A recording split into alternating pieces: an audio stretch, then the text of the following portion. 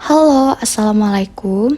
Perkenalkan, namaku Nida Nuraini dari Psikologi Universitas Lambung Mangkurat dengan NIM 18109142200031. Di sini aku ingin menjelaskan mengenai materi yang aku pelajari di mata kuliah Psikologi Kognitif yang diampu oleh dosen saya, Bapak Muhammad Syarif Hidayatullah, SPSI, MPSI Psikolog.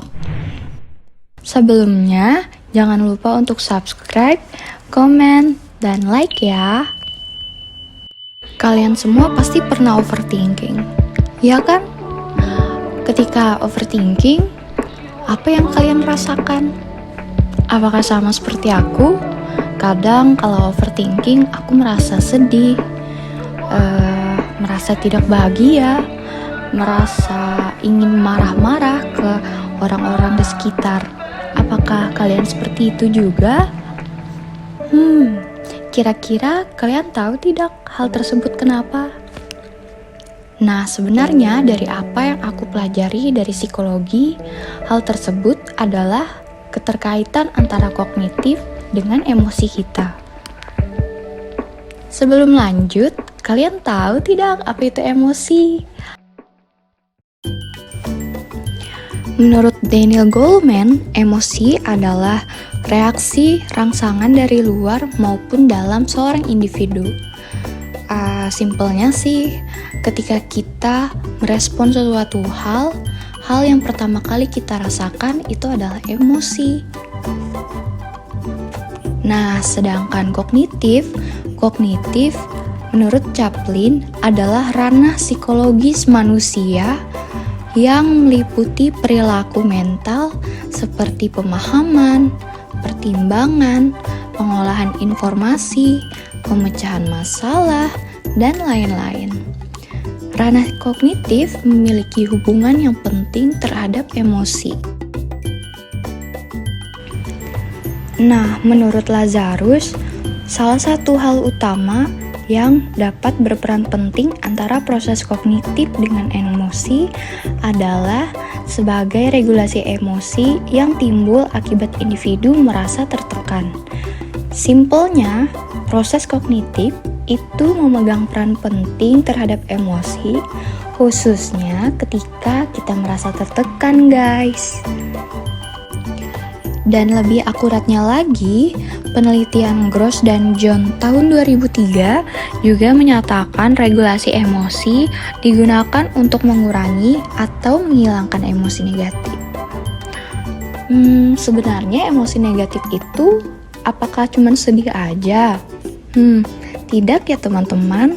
Emosi negatif itu bisa berupa marah, cemas, takut, jijik, cemburu, iri, merasa bersalah, malu, dan lain-lain.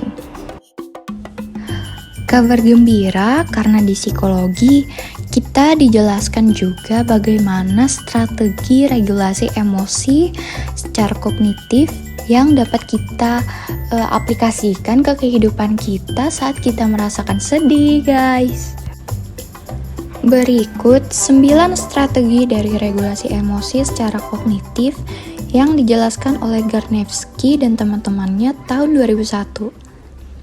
Yang pertama, self-blame atau menyalahkan diri sendiri, yaitu adalah pola pikir kita yang menyalahkan diri sendiri atas peristiwa negatif yang pernah dialami.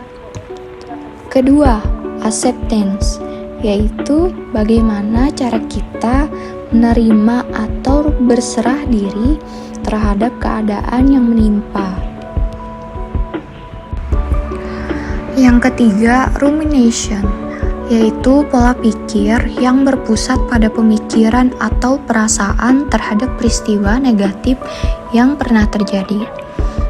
Yang keempat, ada positive refocusing, yaitu pola pikir untuk memilih memikirkan hal yang menyenangkan dibandingkan memikirkan peristiwa negatif itu. Yang kelima, ada refocus on planning, yaitu pola pikir tentang apa yang akan dilakukan dan bagaimana mengatasi peristiwa tersebut. Yang keenam, positive reappraisal, yaitu pemikiran mengenai manfaat yang dapat diambil atau hikmah dari peristiwa negatif tersebut. Yang ketujuh, ada putting into perspective, yaitu pola pikir untuk tidak menganggap serius peristiwa negatif yang dialami, atau menekankan relativitas makna dari peristiwa negatif, atau lebih mengambil realistis dari makna tersebut. Yang kedelapan, ada catastrophizing, yaitu pemikiran bahwa peristiwa negatif yang menimpanya merupakan suatu hal yang sangat buruk yang pernah terjadi. Dan yang terakhir, ada blaming others, atau pola pikir yang menyalahkan orang lain terhadap peristiwa negatif tersebut. Nah, ke-9 strategi itulah yang merupakan regulasi emosi secara kognitif menurut Garnevsky dan teman-teman tahun 2001. Terima kasih sudah menonton. See you next time.